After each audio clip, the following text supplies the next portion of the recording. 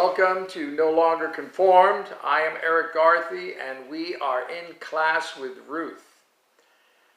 Lessons on lasting relationships. In this session, we'll be looking at Ruth chapter 2, verses 1 to 23.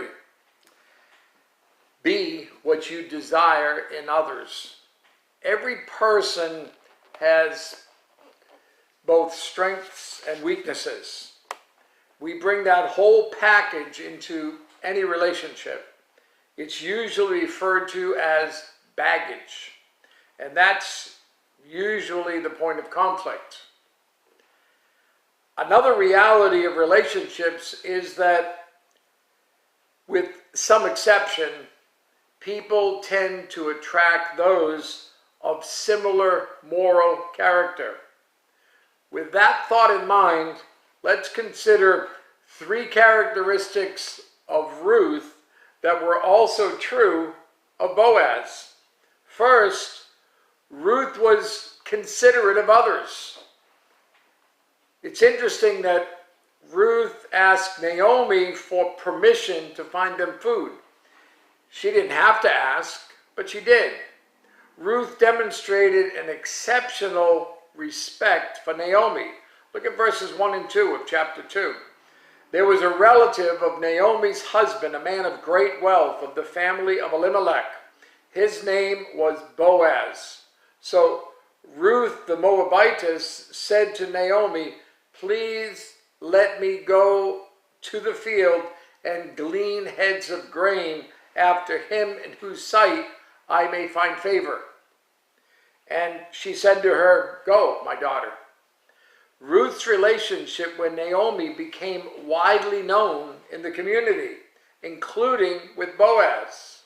Let's listen here as we begin in verse 3. Then she left and went and gleaned in the field after the reapers. And she happened to come to the part of the field belonging to Boaz, who was of the family of Elimelech. Now, behold, Boaz came from Bethlehem and said to the reapers, "The Lord be with you." And they answered him, "The Lord bless you." Then Boaz said to his servant who was in charge of the reapers, "Whose young woman is this?"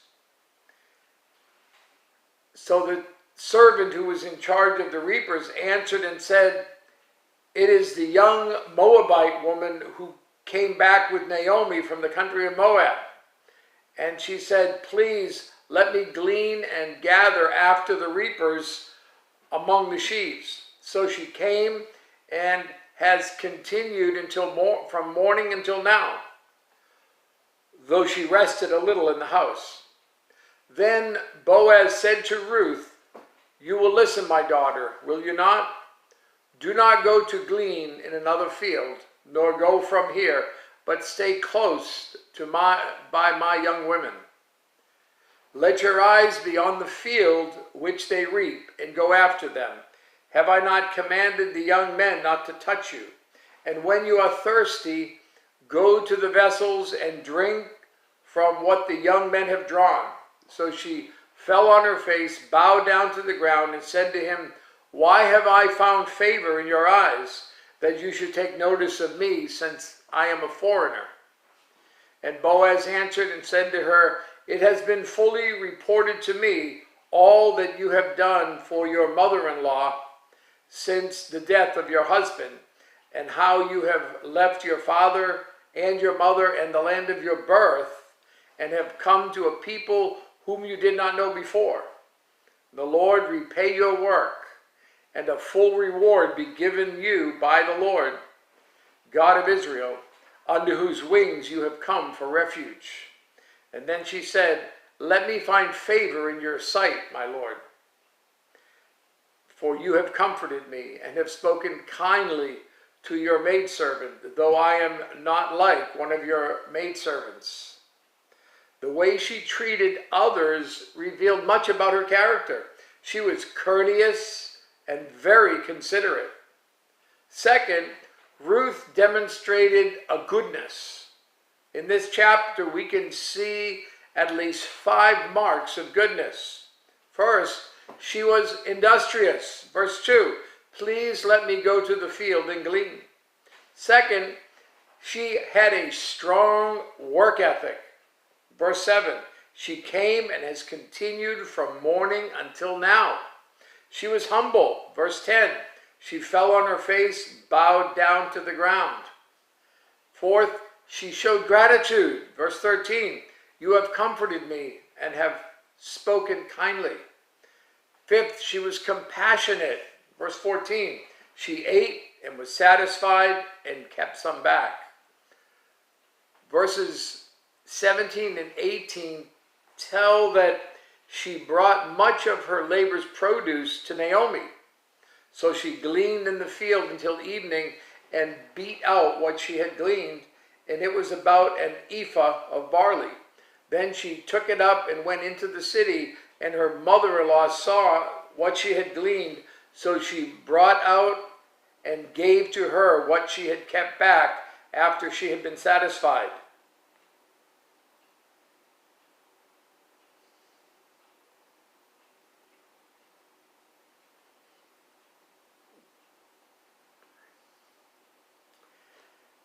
As we saw in our message, in our last session, all of these characteristics were true of Boaz as well.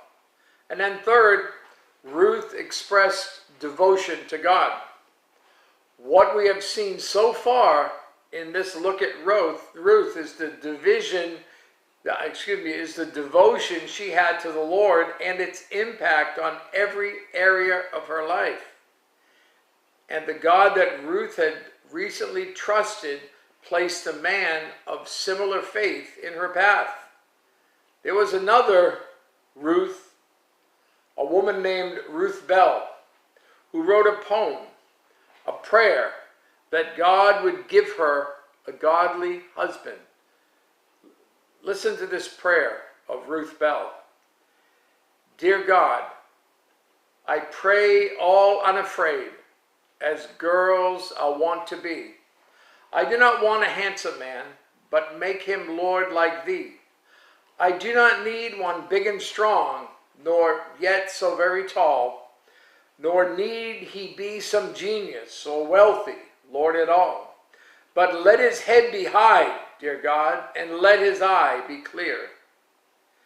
His shoulders straight, whate'er his fate, whate'er his earthly sphere. And let his face have character, a ruggedness of soul. And let his whole life show, dear God, a singleness of goal. And when he comes, as he will come, with quiet eyes aglow, I'll know, dear Lord, that he's the man I prayed for long ago. And God gave her Billy Graham. There's a word that summarizes Boaz's treatment of Ruth: respect. How did he show it? How did Ruth show it? How should we? First, by noticing strengths. Verse 10, so she fell on her face, bowed down to the ground, and said to him, why have I found favor in your eyes that you should take notice of me, since I am a foreigner? Look at the word foreigner. Ruth was self-conscious of her status as a Moabite, but Boaz didn't care. Second, by complimenting character, verses 11 and 12. And Boaz answered and said to her, it has been fully reported to me all that you have done for your mother-in-law since the death of your husband, and how you have left your father and your mother and the land of your birth, and have come to a people whom you did not know before. The Lord repay your work, and a full reward be given you by the Lord God of Israel, under whose wings you have come for refuge. She was poor and he was rich, but Boaz saw past her condition. He saw her character, that there was more about Ruth than the clothes she wore. And then third, by appreciating what people do. Verse 13, then she said, let me find favor in your sight, my Lord, for you have comforted me and have spoken kindly to your maidservant, though I am not like one of your maidservants. Gratitude is a noticeable mark of character. Our culture lets people think that they are owed something. Fourth, by showing courtesy to other people. Verse 14. Now Boaz said to her at mealtime, come here and eat of the bread, and dip your piece of bread in the vinegar. So she sat beside the reapers, and he passed parched grain to her, and she ate and was satisfied and kept some back. Boaz didn't have to treat her so nice. He did it out of respect for Ruth's kindness and as courtesy to Naomi. And then fifth, by doing kind things. Verse 15 and 16. And when she rose up to glean, Boaz commanded his young men, saying, let her glean even among the sheaves, and do not reproach her. Also, let grain from the bundles fall purposely for her. Leave it, that she may glean, and do not rebuke her. Often, it's the little things we do that are the big things. And respect is the seedbed from which produces relationships. James Michener wrote, I was born to a woman I never knew, and raised by another who took in orphans. I did not know my background, my lineage, my biological or cultural heritage. But when I meet someone new, I treat them with respect. After all, they could be my people. There are some characteristics of relationships that last. Look at verses 19 to 23. And her mother-in-law said to her, where have you gleaned today? And where did you work? Blessed be the one who took notice of you. So she told her mother-in-law with whom she had worked, and said, the man's name with whom I work today is Boaz. And then Naomi said to her daughter-in-law, blessed be he of the Lord, who has not forsaken his kindness to the living and the dead. And Naomi said to her, this man is a relation of ours, one of our close relatives. Ruth the Moabitess said, he also said to me, you shall stay close by my men until they have finished all my harvest. And Naomi said to Ruth, her daughter-in-law, it is good, my daughter, that you go out with his young women, and that the people do not meet you in any other field. So she stayed close by the young women of Boaz to glean until the end of barley harvest and wheat harvest, and she dwelt with her mother-in-law. Remember the bitterness of Naomi back in the first chapter? The godly life of Ruth began a transformation of her mother-in-law's pain. It didn't happen all at once, but Ruth's patient actions were beginning to pay off. Be what you desire, and you will tend to attract what you desire. Live for Jesus. You have a great day.